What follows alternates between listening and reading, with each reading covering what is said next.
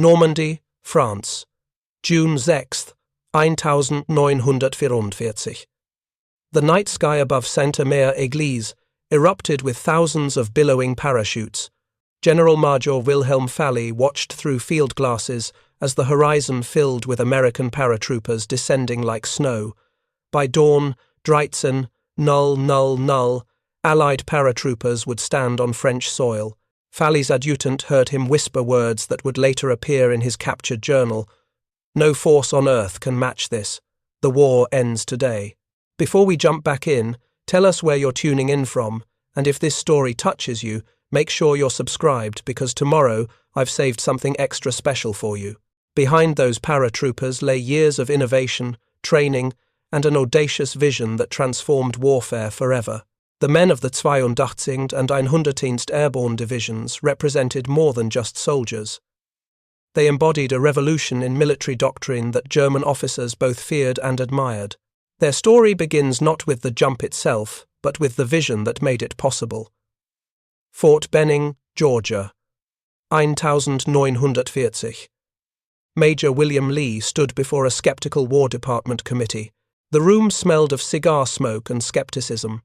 Coffee cups sat half empty as Lee gestured toward a wall map of Europe.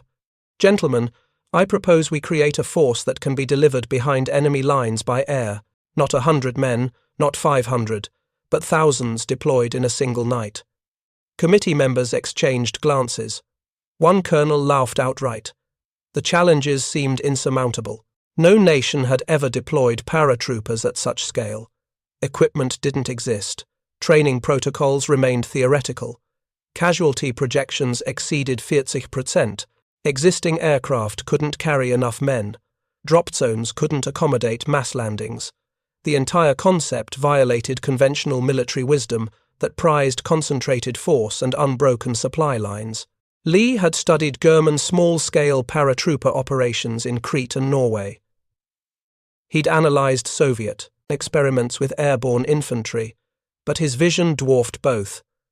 American paratrooper operations would involve not hundreds but thousands of men, entire divisions delivered from the sky. The audacity stunned even airborne advocates. Most officers believed paratroopers should remain special forces used only for limited objectives. "Your committee report concludes this is impossible," Lee continued, tapping a typescript on the table. "I respectfully disagree. American industry can develop the aircraft. American training can prepare the men. American logistics can deliver the force. What I need is authorization to prove it."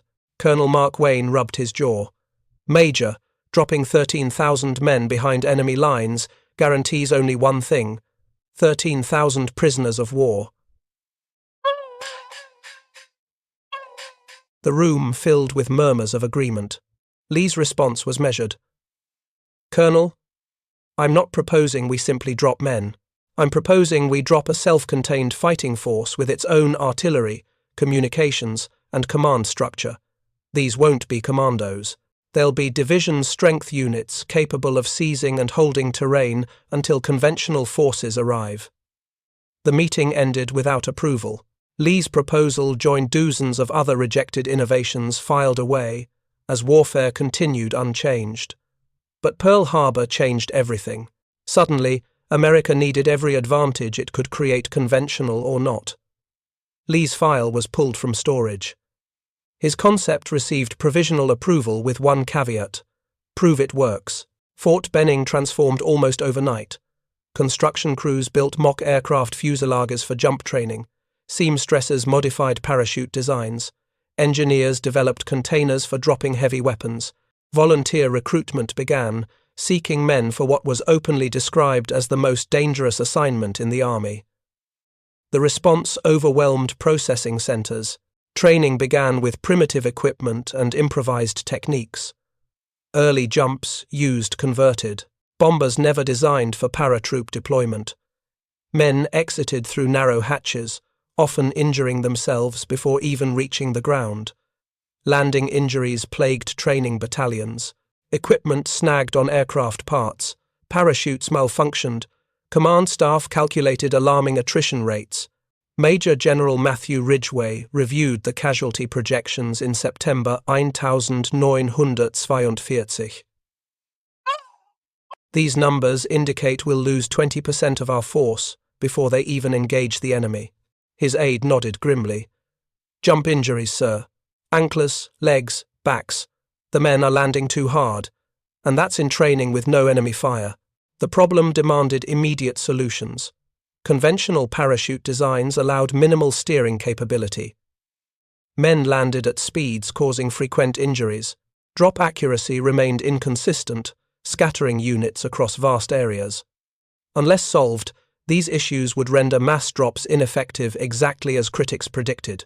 The parachute test platoon at Fort Benning experimented with modified canopies.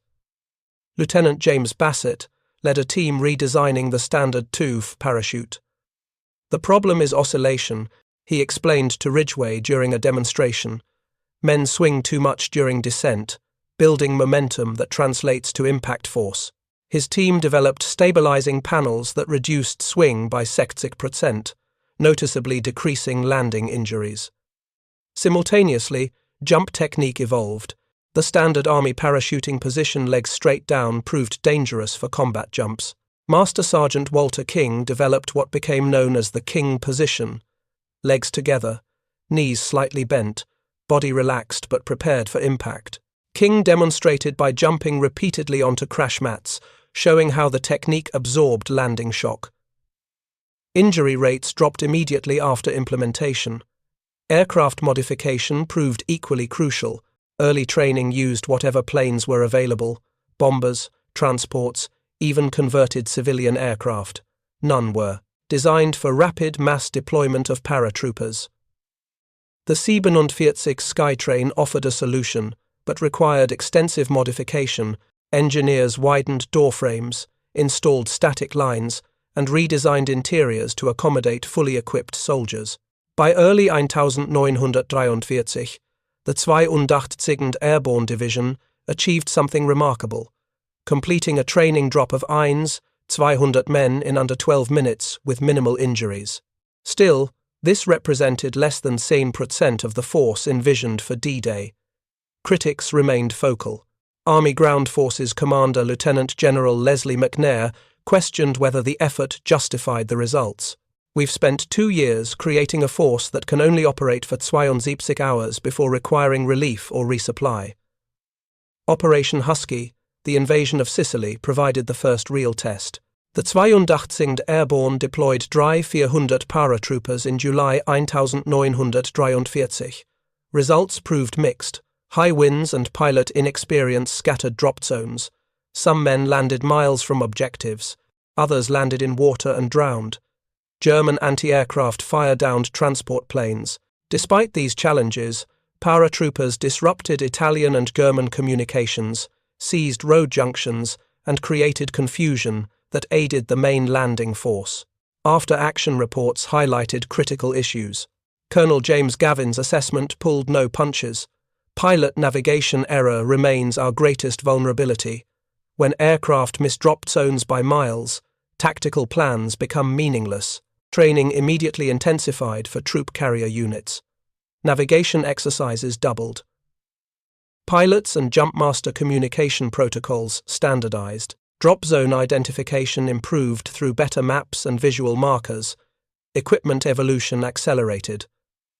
The T-5 parachute gave way to the more maneuverable T-7, weapons containers redesigned after many Sicily bundles were lost or damaged, signal equipment modified for greater durability. Every lesson paid for in blood applied to preparation for the larger operation to come. Preparing and narrating this story took us a lot of time, so if you are enjoying it, subscribe to our channel, it means a lot to us. Now, back to the story. Meanwhile, German intelligence noted the American commitment to airborne operations.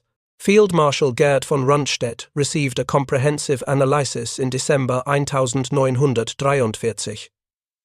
American airborne forces have evolved from experimental to operational status, the report concluded. They now represent a strategic threat capable of bypassing our Atlantic Wall defenses entirely. Von Rundstedt forwarded the report to Hitler's headquarters with a handwritten note. The Americans are developing capabilities we neither anticipated nor can easily counter. Their industrial capacity allows them to produce transport aircraft in numbers we cannot match. Their training system produces specialized troops faster than we can. Their airborne doctrine has evolved beyond our own. Hitler dismissed the warning, believing the Atlantic Wall impregnable. But German local commanders took the threat seriously. Additional anti-aircraft batteries deployed near potential drop zones. Fields were studied with Rommel's asparagus poles designed to damage descending paratroopers. Infantry reserves positioned to respond to airborne landings. None of these measures, however, could address the fundamental problem. The scale of the American airborne program had outpaced German countermeasures. By early 1944, the 82. and 101. Airborne Divisions completed their transformation into the most elite infantry in the American Army. Their training surpassed all other units, their equipment specialized for their mission, their leadership tested in combat.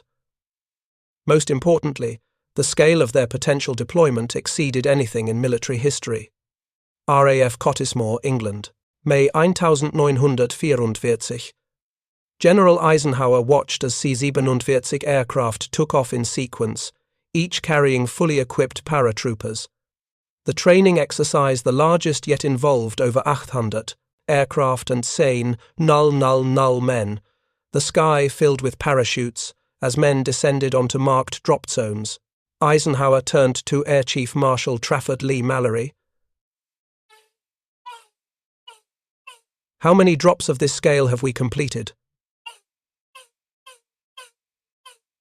"This is the fourth, sir," Leigh Mallory replied. "The men are averaging 92% drop zone concentration now. That's double what we achieved 6 months ago."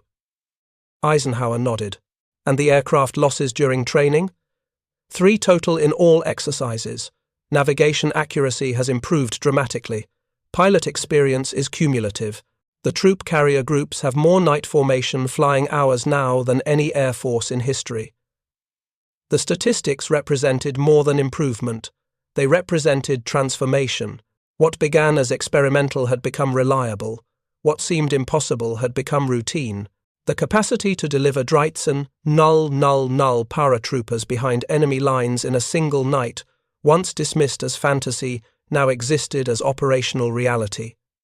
As D-Day approached, final preparations accelerated. Pathfinder teams elite paratroopers, who would jump ahead of the main force to mark drop zones, practiced with newly developed Eureka radar transponders. These devices would guide incoming aircraft with precision previously impossible. Jumpmasters drilled aircraft exit procedures until men could empty a fully loaded C-47 Sol under 30 seconds. Equipment checks became religious rituals, each man inspecting his neighbor's gear multiple times. The night before D-Day, paratroopers prepared at airfields across England. Men blackened their faces with burnt cork mixed with oil. Equipment checks continued until the last moment. Lieutenant Colonel Edward Krauser of the 505th Parachute Infantry Regiment addressed his battalion, "Tonight we jump into history. Everything we've trained for happens now. When you land in France, you'll be surrounded by the enemy. Fight your way to your objectives. Link up with whoever you can find. Remember, confusion works both ways." The aircraft engines started across dozens of airfields.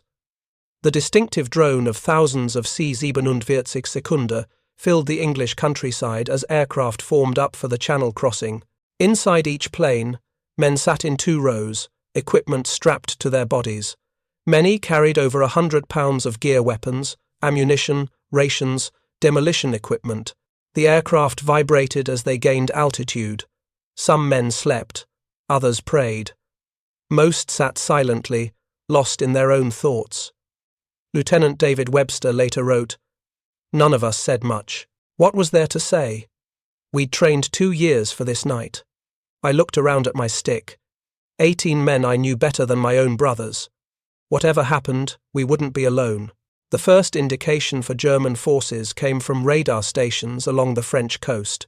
Major Friedrich Weber at the radar installation near Cherbourg reported, Massive air formations, approaching from the northwest.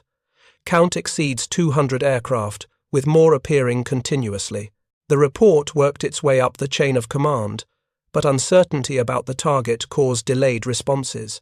By the time Rommel's headquarters understood the scale of the operation, the first Pathfinders were already landing.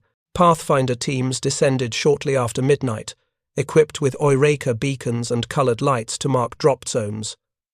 Their accuracy would determine the success or failure of the entire operation. Captain Frank Lillyman landed near Sainte-Mère-Église, quickly assembling his beacon despite scattered German fire. Similar teams deployed across the Cotentin Peninsula, creating an invisible grid that would guide the main force. At German headquarters, confusion reigned. Reports flooded in from multiple sectors. Some officers believed the drops were a diversion from a main landing elsewhere. Others recognized the threat but lacked resources to respond effectively. The distributed nature of the airborne assault, precisely as designed, prevented concentrated German counterattack. General Wilhelm Falley, commanding the 91st Infantry Division, was returning from a wargame exercise when reports reached him. His driver navigated dark roads toward his headquarters, passing fields where American paratroopers were already landing. Falley ordered an immediate response, but found communication lines cut. Paratroopers had severed telephone wires within minutes of landing. Radio networks jammed with conflicting reports. The information blackout, another planned effect of the airborne operation, prevented coordinated defense. Between Eins and Drei Vormittags, the main force arrived. Aircraft filled the sky from horizon to horizon. German anti-aircraft batteries opened fire, creating a deadly light show that illuminated the massive formation. Despite heavy fire, most aircraft maintained course to their designated drop zones. Jump commands echoed through aircraft cabins. Men shuffled toward open doors and disappeared into the night. Sergeant Matthew Ridgway of the 505th later recalled, "The static line went taut. Then I was out, the prop blast hitting like a hammer. The chute opened with a crack. Below I could see tracer fire and explosions. It looked like the whole world was burning. The scale overwhelmed German defenders. Some paratroopers landed directly in villages, engaging in immediate close-quarters combat. Others assembled in small groups, moving toward objectives based on previous briefings. Equipment bundles landed alongside men, providing heavy weapons and supplies. Within an hour of the main drop, improvised American units began operating across the peninsula, attacking German positions from unexpected directions. Captain Lucian Adams organized 30 men from different companies who landed near each other. "I had men from 3 different battalions," he wrote later. "None of us were supposed to be where we landed. But we had the same maps, same objectives, same training. We functioned immediately as a combat unit despite never having served together." The fragmented but effective American response demonstrated the success of standardized training and mission preparation. Men who had never met worked together seamlessly, executing complex operations based on shared understanding of objectives and methods. The phenomenon repeated across the drop zones as scattered units self-organized into effective combat formations. By dawn, German command realized the full implications of what had happened. Generalmajor Wilhelm Falley, finally reaching his headquarters, received situation reports indicating American paratroopers operating throughout his defensive sector. Key road junctions were already lost. Communications remained disrupted. Reserve units reported engagement from multiple directions simultaneously. The situation embodied his worst fears. An enemy force had materialized throughout his entire area of responsibility overnight. Falley drafted an urgent message to higher headquarters. Before he could send it, American paratroopers attacked his command post directly. In the ensuing firefight, Falley was killed, the first German general to die on D-Day. His unfinished report was later found by American forces.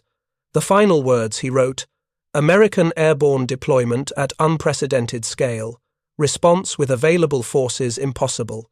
Recommend immediate reinforcement from multiple divisions." As dawn broke over Normandy, the Dreitzen, paratroopers who landed overnight, had already transformed the battlefield. They controlled key access roads to the beaches where the main invasion force would soon land. They had severed communication lines, destroyed artillery positions, and created a defensive perimeter miles inland from the coast. Most importantly, they had shattered German command and control systems through their distributed presence across the battlefield. On Utah Beach, the first conventional units landing encountered dramatically reduced resistance because of the paratroopers' actions. Roads that should have carried German reinforcements to the coast were blocked or under American control. Artillery that should have fired on landing craft had been destroyed by paratroopers hours earlier. The strategic effect of the airborne operation, exactly as its originators had envisioned 4 years earlier, was now demonstrated in combat. The first German officer to realize the true scale of the airborne assault was Captain Heinrich Richter. From his observation post near Sainte-Mère-Église, Richter watched through night vision equipment as the sky filled with parachutes. His report, logged at 01:47 hours, stated simply, "American paratroopers landing in unprecedented numbers. Request immediate reinforcement." The response from division headquarters reflected disbelief. "Confirm numbers. Possibility of deception operation."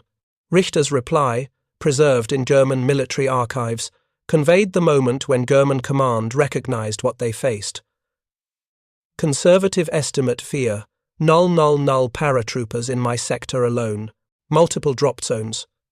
This is no deception.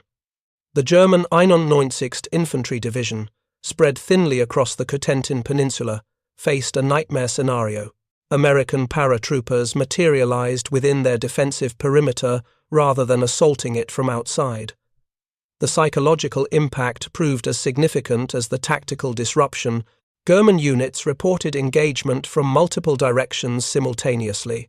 Communication lines disappeared, roadblocks emerged on previously secure routes. The unified defense transformed into isolated pockets fighting for survival. Lieutenant Walter Schröder, commanding a German machine gun position near Vierville, wrote in his personal journal, "The Americans appeared like ghosts. We heard aircraft, then silence, then voices in English from multiple directions. My men fired at shadows. Americans seemed to be everywhere and nowhere." Allied planners had anticipated, even counted on this, confusion. The seemingly chaotic dispersal of paratroopers, partly accidental due to poor drop conditions, created a psychological weapon more potent than precisely placed troops. German units never knew which hedgerow, which farmhouse, which road junction might contain American forces. The hesitation this created allowed isolated paratroopers to survive and organize. Colonel Kurt Zeitzler's assessment, delivered to Berlin at 04:00 hours, captured the strategic impact. American airborne tactics demonstrate industrial-scale application of principles previously employed at battalion strength. Their ability to deploy division-sized elements by air represents capability beyond our current countermeasures. The 91st Division's war diary recorded increasing alarm as dawn approached. Fear-dry hours. American paratroopers reported controlling multiple road junctions. Reserve battalion, unable to reach forward positions. 5 hours. Communication with coastal batteries interrupted. 5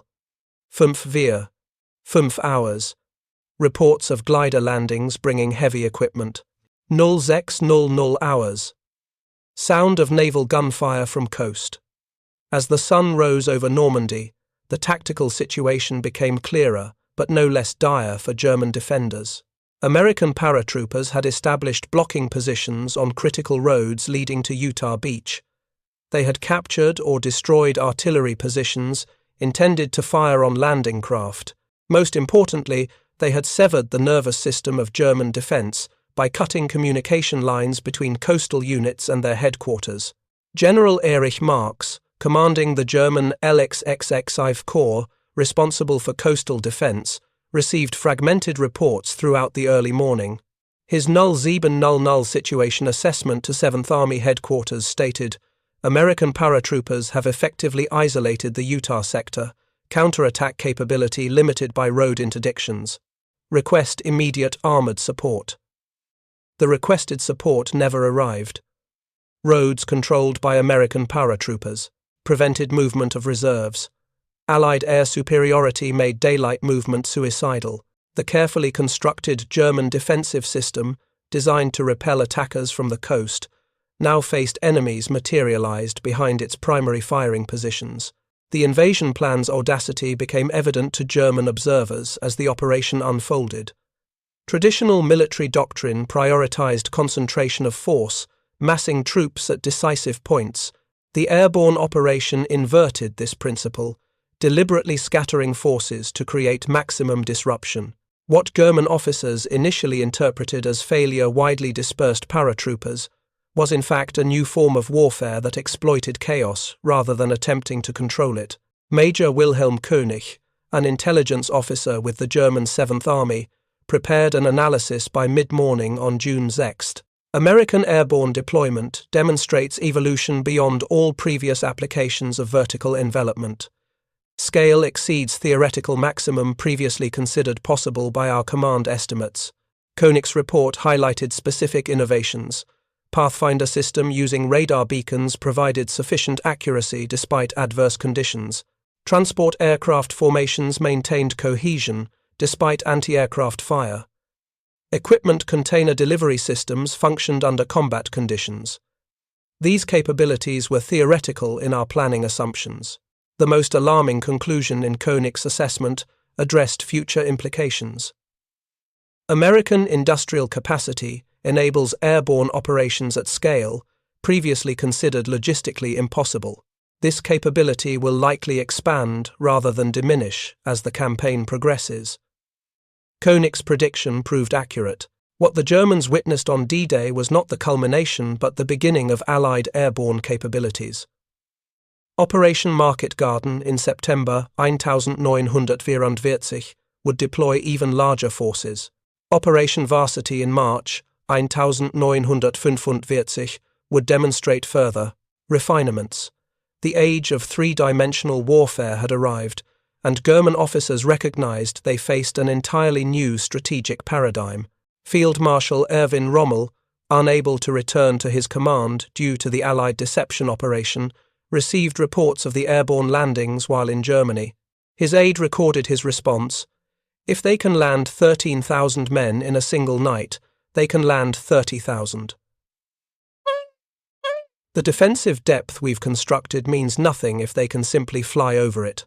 The innovation that most impressed German observers wasn't the parachute technology itself, which Germany had pioneered in smaller operations earlier in the war.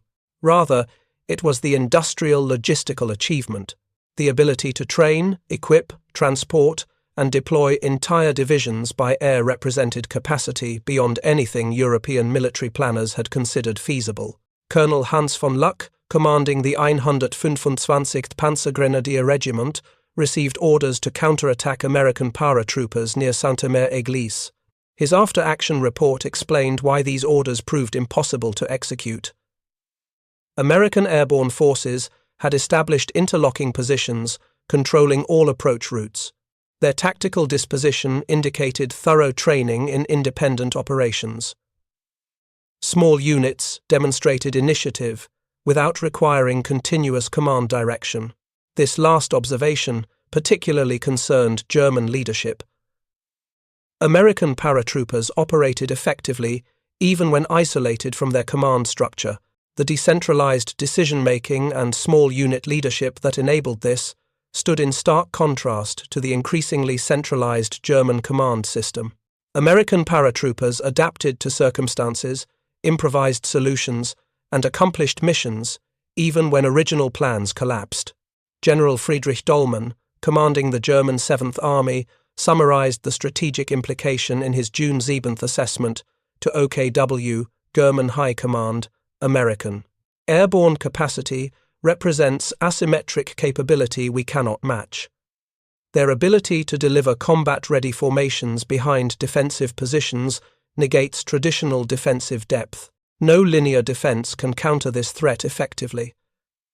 The true impact of the airborne operation became fully apparent as the battle for Normandy progressed.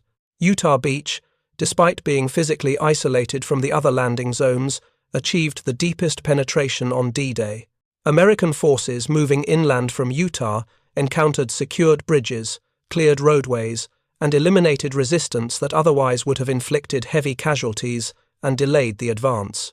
Major General Matthew Ridgway, commanding the 82nd Airborne Division, later assessed the operation's effect. Disruption proved more valuable than destruction. The paratroopers' presence forced the enemy to fight in all directions simultaneously, preventing concentration against the beach landings. General Günther Blumentritt of OKW acknowledged this effect in his post-war analysis. The airborne deployment created such confusion that coherent defense became impossible. Units prepared to defend the beaches found themselves cut off before naval bombardment even began. The psychological impact of Americans appearing within our defensive perimeter cannot be overstated. The German command structure, already hampered by Hitler's tendency to withhold operational authority, fragmented further under the strain of the airborne assault. Local commanders, unable to communicate with higher headquarters, made independent decisions that often contradicted overall defensive strategy. Some committed reserves prematurely, others withheld forces that could have been decisive if properly employed. Oberst Friedrich August Freiherr von der Heydte, one of Germany's most experienced paratroop commanders, studied the American operation with professional interest. His assessment, prepared for German Airborne Command, acknowledged the achievement. American airborne operations in Normandy demonstrated capabilities we theorized but never implemented. Their ability to deploy division strength forces represents industrial-scale application of principles we pioneered. Von der Heydte identified specific innovations: Pathfinder concept with electronic navigation aids, systematic container delivery for heavy weapons, integrated glider operations for artillery and vehicles, standardized training enabling fragmented units to function effectively. Each represents evolutionary improvement over our earlier operations. The most significant German acknowledgement came from Field Marshal Albert Kesselring, who had commanded Luftwaffe forces earlier in the war. In August 1944, he prepared a comprehensive analysis of Allied airborne capabilities for OKW. American airborne operations in Normandy demonstrated transformation from experimental to mature capability. Their industrial base enables quantities of specialized aircraft, equipment, and trained personnel beyond our current or projected capacity. Kesselring's report continued with a stark assessment. The strategic implications are profound. No defensive line is secure when the enemy can deploy division strength forces to its rear within hours. Traditional concepts of front lines and secure rear areas no longer apply. Future defensive planning must account for three-dimensional battle space, extending the entire operational depth. This recognition reflected the fundamental transformation the American airborne forces had achieved. What began as experimental operations with small units had evolved into a strategic capability that altered the fundamental nature of modern warfare. The ability to project combat power rapidly across previously impassable barriers, whether natural obstacles or defensive fortifications, changed military planning calculations permanently. General Kurt Student, creator of Germany's paratroop forces, provided perhaps the most insightful assessment when debriefed by Allied intelligence officers after the war. The American achievement in Normandy wasn't the tactical employment of paratroopers, which had flaws. It was the creation of an entirely new operational capability through systematic development of doctrine, equipment, training, and logistics. Student elaborated, Germany created effective paratroop forces, but never scaled production of transport aircraft or training infrastructure to achieve division strength deployments.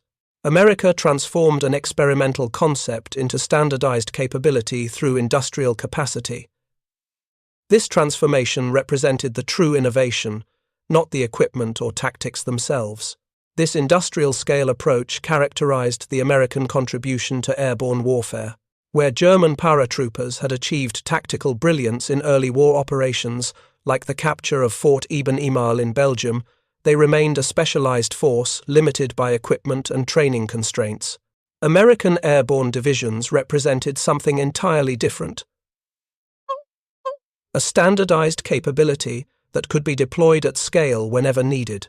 The night of June 5 bis 6, 1944 revealed this capability to German observers in dramatic fashion. The sight of thousands of paratroopers descending simultaneously across the Cotentin Peninsula represented not just a tactical surprise, but a strategic revelation. The age of three-dimensional maneuver had arrived, fundamentally changing the nature of modern warfare. Field Marshal Gerd von Rundstedt, Commander-in-Chief West, received situation reports throughout D-Day. His operations officer prepared a summary assessment that evening. American airborne operations today demonstrated capability beyond our previous intelligence estimates. Their ability to deploy thousands of troops despite adverse conditions indicates technical and organizational sophistication we cannot currently match. The assessment continued with a warning that proved prescient. This capability will likely expand in future operations. Our defensive planning must adapt to an environment where no position, regardless of distance from front lines, can be considered secure from vertical envelopment. By D-Day +1, the strategic impact of the airborne operation was fully apparent. German units that should have counterattacked the Utah beach landings remained locked in combat with paratroopers throughout the Cotentin Peninsula. Artillery that should have fired on landing craft had been captured or neutralized. Command and control networks that should have coordinated defense had been severed. The airborne divisions had created conditions for the success of conventional forces, exactly as envisioned in their original concept. General Wilhelm Falley, whose death at the hands of American paratroopers early on D-Day symbolized the operation's effectiveness, had been one of the first German officers to recognize the significance of what was happening. His interrupted report, recovered from his headquarters, contained an assessment that proved tragically accurate for German forces. Falley's words, though dramatic, contained a core truth.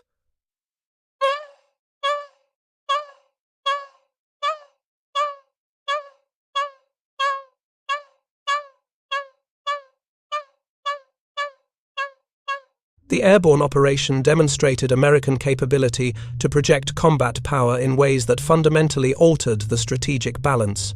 The ability to deploy entire divisions by air, delivering them behind enemy defensive positions, represented a capability gap Germany could not close.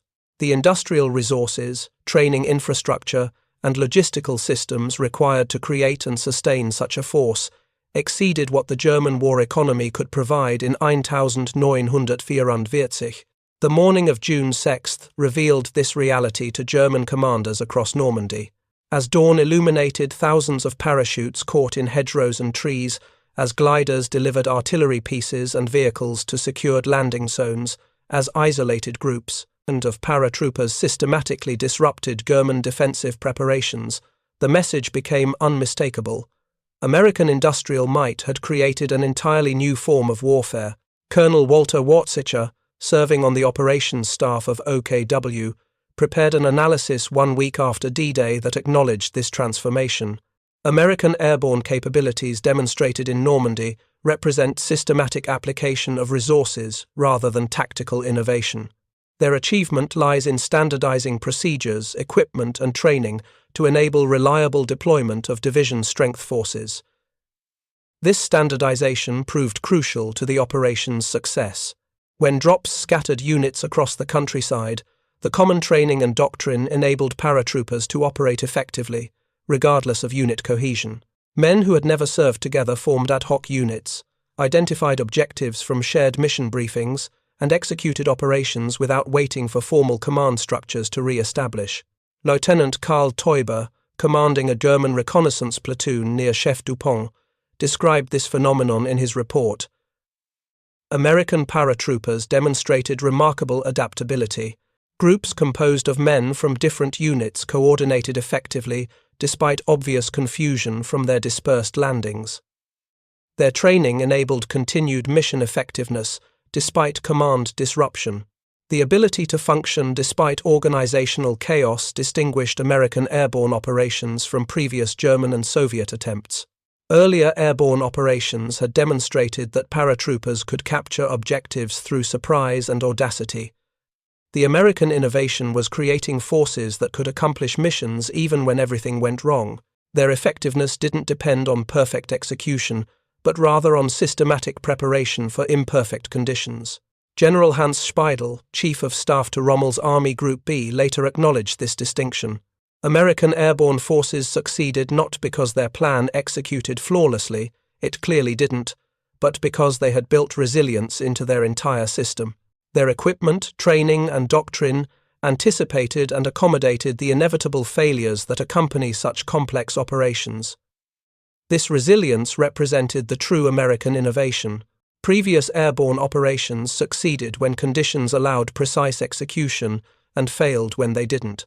American paratroopers in Normandy succeeded despite widespread confusion, missed drop zones, lost equipment, and severed command structures.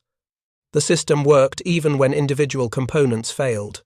By D-Day +2, German leadership acknowledged that the strategic situation in Normandy had fundamentally changed. Field Marshal von Rundstedt's June 8 assessment to Hitler stated, "American forces have established a secure lodgment from which they cannot be dislodged with available resources. Their airborne capabilities enable them to reinforce this position faster than we can concentrate forces against it." The Dreizen paratroopers who descended on Normandy on June 6, 1944 didn't win the war in a single night. What they did accomplish was demonstrating a capability that transformed warfare permanently. Their legacy lives not only in the objectives they secured or the casualties they inflicted, but in the strategic paradigm they established. When Generalmajor Wilhelm Falley whispered, "No force can match this," as he watched the night sky fill with American paratroopers, he recognized a truth that extended far beyond the immediate tactical situation. He witnessed not just an attack, but the unveiling of a new form of warfare that would shape conflicts for generations to come. The transformation of warfare demonstrated on D-Day extended far beyond the beaches and hedgerows of Normandy. The airborne operation revealed not just tactical innovation but strategic vision that would reshape military thinking for decades to come. This vision began not with generals or politicians, but with the individual paratroopers who made it possible through extraordinary courage and adaptability. Staff Sergeant Harrison Collins of the 506th Parachute Infantry Regiment landed miles from his intended drop zone near Sainte-Mère-Église. His equipment bag torn away during the jump, Collins found himself alone with only a pistol, trench knife, and 3 grenades. Rather than hiding or attempting to rejoin his unit, Collins began systematically disrupting German communications. Over the next 36 hours, Collins cut telephone lines, ambushed motorcycle messengers, and redirected German reinforcements down false routes. Working entirely alone, he created the impression of a much larger American force operating in the area. His individual initiative multiplied across thousands of similarly isolated paratroopers, created the operational chaos that paralyzed German response. Collins later explained his thinking. "Nothing in training prepared us for landing alone in the dark, surrounded by Germans. But everything in training prepared us to take initiative. We knew the overall mission even if we couldn't find our specific objectives, so we adapted." This emphasis on individual initiative distinguished American airborne forces. Each paratrooper understood not just his specific assignment, but the operation's broader purpose. When circumstances prevented completion of assigned tasks, men automatically shifted to alternative missions that supported overall objectives. This decentralized execution proved crucial when command structures fragmented during the drop. Captain Charles Shettle, a German intelligence officer who interrogated captured paratroopers, noted this characteristic in his reports. American airborne troops demonstrate unusual independence. Even junior enlisted men possess comprehensive understanding of operational objectives and adapt their actions accordingly. This represents training philosophy fundamentally different from our own. Shettle elaborated on the implications. Our doctrine emphasizes precise execution of detailed orders. American airborne doctrine apparently emphasizes understanding commander's intent and adapting to circumstances. This difference becomes decisive when communication breaks down or unexpected situations develop. The adaptability Shettle observed reflected systematic preparation. American airborne training deliberately created chaotic conditions to develop problem-solving skills. Instructors routinely changed mission parameters without notice. Units trained with deliberately incomplete information. Exercises incorporated unexpected obstacles, requiring immediate adaptation. The result was a force prepared for the inevitable confusion of combat drops. Lieutenant Lewis Nixon, intelligence officer with the 506th Regiment, described this approach. We trained for every conceivable problem. Then we trained for inconceivable problems. By D-Day, solving unexpected challenges had become second nature. That's why scattered drops didn't break our effectiveness. We expected things to go wrong and were prepared to improvise. The ability to improvise proved decisive in the early hours of D-Day. When Captain Frank Lillyman's Pathfinder team landed off target, they didn't waste time trying to reach their assigned drop zone. Instead, they immediately established beacons where they landed, creating an improvised drop zone that at least provided some guidance to following aircraft. This decision, made without consultation with higher headquarters, demonstrated the initiative built into the airborne system. Oberstleutnant Friedrich Weber, who studied captured American equipment and documents for German intelligence, identified this cultural difference in his August 1944 report. American equipment design reflects their operational philosophy. Their communication systems, weapons, and support equipment assume users will operate independently for extended periods. Their technical manuals emphasize field improvisation rather than factory specifications. Weber's observation highlighted another American innovation, designing equipment specifically for airborne operations rather than adapting existing gear. The folding stock, Mainz A1 carbine, switchblade-style paratrooper knife, specialized jump boots, modified ammunition pouches, each represented purpose-built solutions for the unique challenges of vertical deployment. This equipment evolution reflected lessons learned through painful experience. Early training jumps using standard infantry gear produced unacceptable injury rates. Conventional weapons snagged on aircraft exits or parachute lines. Standard load-bearing equipment shifted during opening shock, causing loss of essential items. Each problem drove iterative improvements, culminating in the specialized equipment used on D-Day. Major Hans Kramer, a German equipment assessment specialist, examined captured American airborne gear with professional interest. His report to OKW acknowledged the sophistication. American airborne equipment demonstrates systematic engineering approach to vertical deployment challenges. Each component addresses specific requirements identified through operational testing. The integration of these components creates capability greater than sum of individual parts. Kramer particularly noted the container delivery system that enabled paratroopers to bring heavy weapons and ammunition despite weight limitations. Their bundle system solves the fundamental airborne dilemma: how to deliver troops with sufficient firepower to accomplish objectives before conventional forces arrive. The technical solution is elegant in its simplicity, yet effective in operation.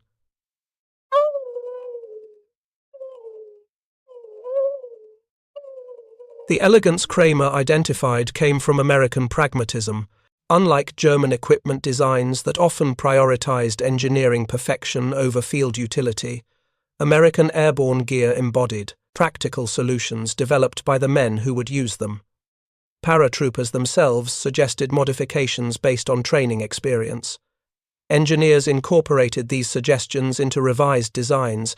The iterative process produced equipment optimized for actual conditions rather than theoretical performance. Feldwebel Ernst Jünger, captured on D-Day +2 near Carentan, expressed surprise at American equipment during interrogation. We expected elite forces with exotic weapons. Instead, They carried modified standard equipment any soldier could use effectively. Their innovation wasn't creating special technology, but systematically adapting conventional equipment for specialized purpose. This observation identified a key American strength: scalability through standardization.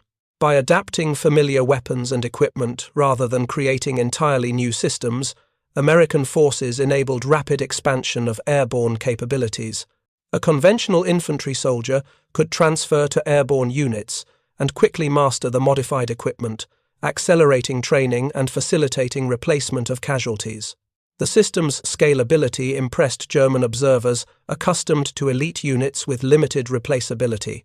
General Günther Blumentritt noted this distinction in his post-D-Day assessment. American Airborne Divisions represent industrialized approach to elite forces. They maintain technical proficiency and operational effectiveness while enabling continuous replacement of losses a capability our specialized units cannot match. Blumentritt's assessment highlighted the fundamental American innovation, creating elite capability through systems rather than exceptional individuals. Where German specialized units depended on irreplaceable veterans with years of experience, American Airborne Divisions integrated new personnel continuously through standardized training and equipment. The individual paratroopers might be replaced, but the system's effectiveness remained constant. This systemized approach extended to medical support. Previous airborne operations had demonstrated that casualties often became fatal due to delayed evacuation. American planning addressed this reality by embedding surgical capabilities within airborne units and developing specialized evacuation procedures. Medical officers jumped with combat elements. Field surgical teams arrived by glider. Hours after initial drops, evacuation lanes opened as beach link-up progressed. Colonel Walter Schreiber, a German medical officer who examined American field procedures, acknowledged this advance in his technical assessment. American airborne medical support represents significant evolution beyond previous capabilities. Their system assumes casualties will occur in isolated positions without immediate evacuation options and provides accordingly. The result is substantially improved survival rates compared to our own similar operations. The medical system exemplified the comprehensive American approach. Rather than focusing solely on combat capabilities, planners recognized that sustained effectiveness required integrated support systems. Logistics, maintenance, communications, and medical services all received similar attention. The result was an airborne force, capable not just of landing behind enemy lines, but of sustaining operations until conventional forces arrived. This sustainability distinguished American airborne operations from earlier German and Soviet attempts.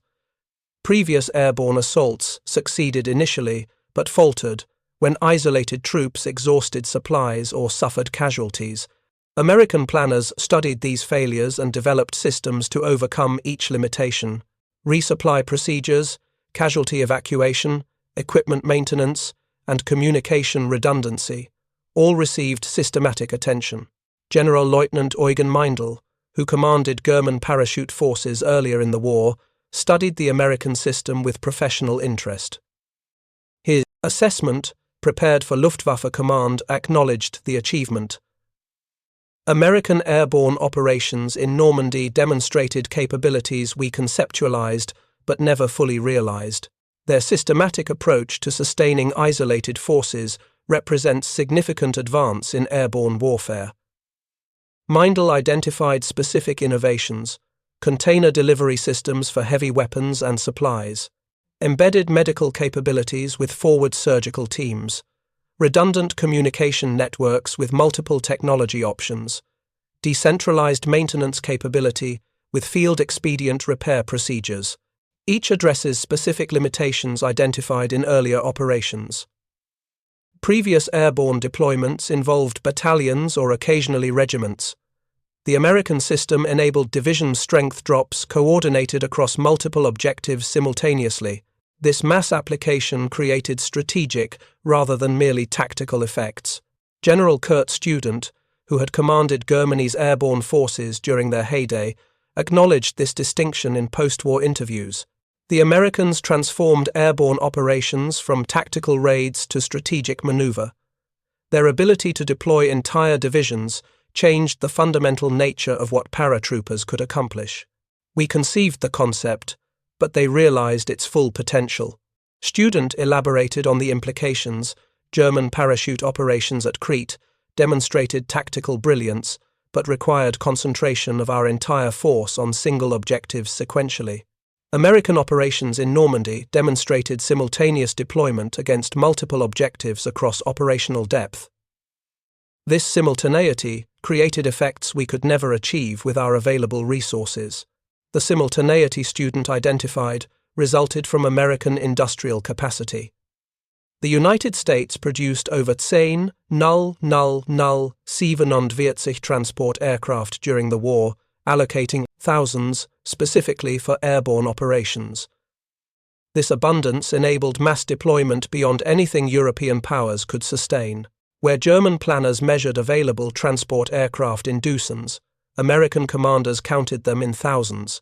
Oberst Hans-Joachim Rath, who analyzed Allied logistical capabilities for German intelligence, captured this reality in his June 1944 report.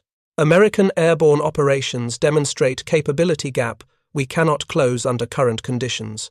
Their industrial base enables specialized production of transport aircraft, training aircraft, gliders, parachutes, and associated equipment at scale we cannot approach. Rath continued with a stark assessment. The 1,087 transport aircraft employed in Normandy represents approximately twice our entire current operational transport fleet. Their ability to concentrate such resources for a single operation while maintaining global supply operations confirms production capacity beyond our intelligence estimates. The industrial achievement Rath identified enabled the strategic vision that began with men like William Lee years earlier. That vision contested, debated, nearly abandoned multiple times transformed warfare when realized through American production capacity. The Dreizehn, 000 paratroopers who descended on Normandy represented not just trained soldiers, but an entirely new concept of how wars could be fought. Major General Matthew Ridgway, who commanded the 82nd Airborne Division on D-Day, later reflected on this transformation. What we demonstrated in Normandy wasn't just a tactic, but a new dimension of warfare. The ability to project combat power vertically rather than linearly changed fundamental military calculations. No defensive position, however strong, could be considered secure when attackers could simply appear behind it. German leadership recognized this reality immediately. Field Marshal Erwin Rommel's June 8 assessment to Hitler stated directly, American airborne capabilities demonstrated in Normandy render traditional defensive deployments obsolete. Their ability to deliver division-strength forces behind our positions negates the advantage of prepared defenses and threatens our entire operational concept. Rommel's warning proved prophetic. Throughout the Normandy campaign, Allied airborne capabilities forced German commanders to withhold reserves from frontline positions to guard against vertical envelopment.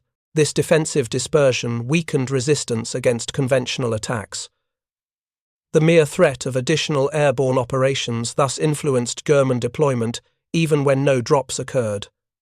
General Günther von Kluge, who assumed command of German forces in France after Rommel's injury, acknowledged this effect in his July 1944 situation report. The constant threat of Allied airborne deployment prevents concentration of reserves. We must maintain defensive depth against potential vertical envelopment, reducing forces available for counterattack against their main effort. This constraint fundamentally undermines our operational flexibility. The constraint von Kluge identified represented the strategic impact of airborne capabilities, even when not actively employed. The potential for vertical deployment forced defenders to protect every significant position, regardless of distance from front lines. This dispersal of defensive resources created opportunities conventional forces could exploit through focused application of superior firepower. Field Marshal Gerd von Rundstedt captured this dilemma in his post-relief assessment. Allied airborne capabilities created impossible defensive requirements. Concentrating forces at the front invited vertical envelopment to our rear. Dispersing forces to counter airborne threat weakened resistance against conventional attack. The strategic asymmetry proved decisive throughout the campaign. The asymmetry von Rundstedt identified extended beyond Normandy. As Allied forces advanced across Europe, airborne capabilities influenced German defensive planning at every stage. Operation Market Garden in September 1944, despite tactical failure, demonstrated continued Allied willingness to employ airborne forces at divisional scale. Operation Varsity in March 1945 refined the concept further, coordinating airborne deployment with river crossing operations. Each operation incorporated lessons from previous experience. Equipment evolved, tactics refined, training improved. The systematic approach that enabled the Normandy drops continued throughout the war, creating increasingly effective capabilities. The process represented American pragmatism at its finest, identifying problems, developing solutions, testing them operationally, and incorporating successful innovations into standard procedure. General Omar Bradley, commanding First Army during the Normandy campaign, later assessed the airborne contribution. The 82. and 101st Airborne Divisions didn't just secure objectives behind enemy lines, they fundamentally changed the battlefield's geometry. Their presence transformed linear combat into three-dimensional maneuver, creating opportunities conventional forces could exploit. The opportunities Bradley identified translated directly into reduced casualties and accelerated advance. Utah Beach, supported by airborne operations, suffered approximately 200 casualties on D-Day. Omaha Beach, without similar support, suffered over 2. The stark contrast demonstrated the airborne division's impact even when measured solely by their effect on conventional operations. This multiplier effect impressed German observers accustomed to measuring combat power through traditional metrics. Major Friedrich Hein, operations officer with the 91st Division, noted this distinction in his after-action report. American airborne deployment created combat effect disproportionate to deployed strength. Their presence disrupted our command systems, prevented reinforcement of coastal positions, and diverted reserves from decisive points. The operational impact exceeded what similar forces could have achieved through conventional deployment. Hain's assessment identified the fundamental innovation. Airborne operations generated effects beyond the paratroopers' direct combat actions. Their presence within German defensive depth created systemic disruption that degraded entire defensive structures. Communication networks collapsed, command relationships fragmented, reinforcement routes became ambushed zones.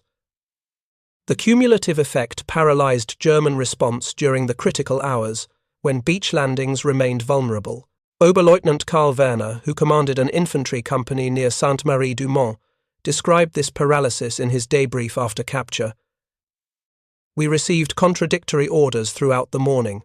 Headquarters demanded we counterattack American paratroopers, then ordered us to reinforce coastal positions, then directed us to establish blocking positions against inland advance. Each time we began movement, we encountered American forces where intelligence indicated none should be present. The confusion Werner experienced reflected the airborne operation's success. Scattered drops, initially appearing chaotic, created widespread disruption that prevented coordinated defense. German units reacted to local threats rather than executing centralized plans. Individual engagements consumed attention that should have focused on strategic response. By the time coherent assessment emerged, the critical window for counterattack had passed.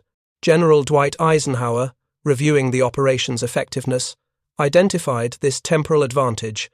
The airborne divisions bought time at precisely the moment when time mattered most.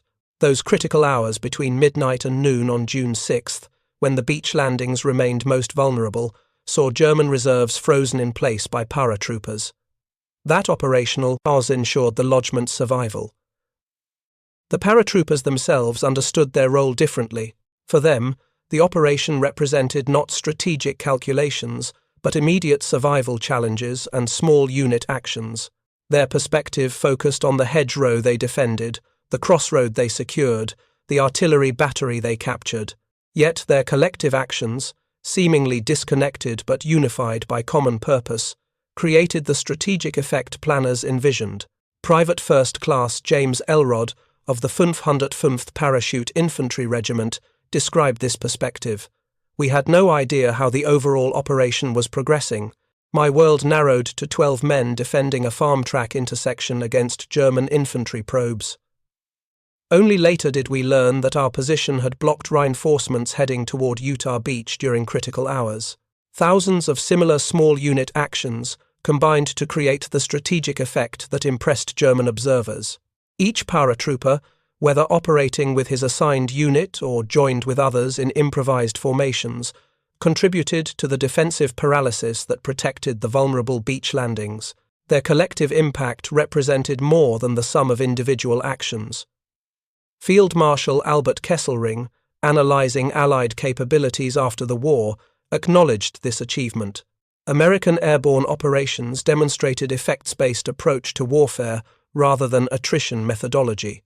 Their paratroopers created specific battlefield conditions that enabled conventional forces to succeed, rather than simply engaging enemy forces directly. This indirect approach leveraged limited resources for maximum strategic impact.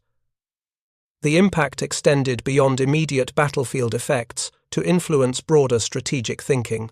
Operation Overlord succeeded because planners recognized that traditional amphibious assault against prepared defenses risked unacceptable casualties. Airborne deployment provided the asymmetric capability needed to offset defensive advantages. This recognition represented military thinking at its most innovative, identifying problems and developing solutions that changed the problem's fundamental nature. General Maxwell Taylor, who commanded the 110th Airborne Division during the Normandy operation, later reflected on this innovation. "What we demonstrated on D-Day wasn't just a tactic but a new strategic paradigm. The ability to deploy combat-ready formations behind enemy defenses changed fundamental military calculations. Warfare became truly three-dimensional, with vertical maneuver as significant as horizontal movement." This paradigm shift influenced military thinking far beyond World War II. Airborne capabilities evolved into air assault operations using helicopters rather than parachutes. The fundamental concept remained consistent: vertical deployment to bypass linear defenses. Modern air mobile operations in Vietnam, Iraq, and Afghanistan all trace their conceptual lineage to the Normandy airborne drops. The legacy of those Dreitzehn paratroopers who descended into darkness on June 6, 1944, thus extends across decades of subsequent military development. Their achievement wasn't just securing tactical objectives or even enabling the successful beach landings. Their most enduring accomplishment was demonstrating a new form of warfare that would shape conflicts for generations. General Omar Bradley captured this significance in his post-war assessment. The Normandy airborne operation didn't just help win a battle or even a campaign. It helped win the war by demonstrating American capacity to solve seemingly impossible military problems through innovation, industry, and determination. When German officers watched those paratroopers descend, they witnessed not just an attack, but the unveiling of capabilities that would ultimately prove decisive. This decisiveness came not from any single tactical brilliance, but from systematic application of the resources toward strategic vision. The American achievement lay not in inventing airborne operations, but in transforming them from specialized capability to standardized system. The industrial democracy that produced ships, tanks, and aircraft by the thousands applied the same methodology to create airborne divisions capable of changing warfare's fundamental nature. When Generalmajor Wilhelm Falley watched the night sky fill with American paratroopers and whispered, "No force can match this," he recognized this transformation. His words acknowledged not just immediate tactical disadvantage, but strategic paradigm shift. He witnessed American industrial might translated into operational capability that would reshape military thinking permanently.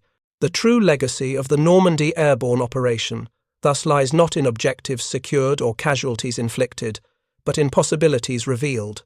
The Dreitzehn, null men who jumped into darkness demonstrated warfare's future, three-dimensional, asymmetric, systems-based rather than platform-centric.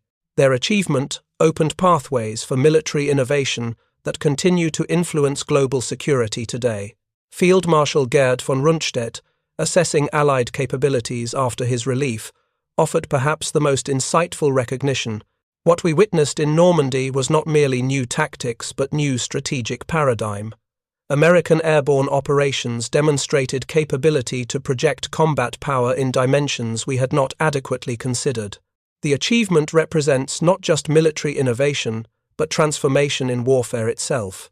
That transformation began with a vision, developed through years of experimentation, refined through painful lessons, and realized through industrial capability unmatched in human history. When Dreitzehn, American paratroopers descended into Normandy on June 6, 1944, they carried not just weapons and equipment, but the embodiment of what free nations could accomplish when imagination, industry, and courage combined toward common purpose. General Eisenhower, speaking to paratroopers before they boarded aircraft on the evening of June 5, captured this spirit simply: "The eyes of the world are upon you. The hopes and prayers of liberty-loving people everywhere march with you." When German officers watched those same paratroopers descend hours later, they recognized the truth in Eisenhower's words. They witnessed not just an attack, but the arrival of forces that would ultimately restore freedom to a continent. Up next, you've got two more standout stories right on your screen. If this one hit the mark, you won't want to pass these up. Just click and check them out. And don't forget to subscribe and turn on the notification bell so you don't miss any upload from us.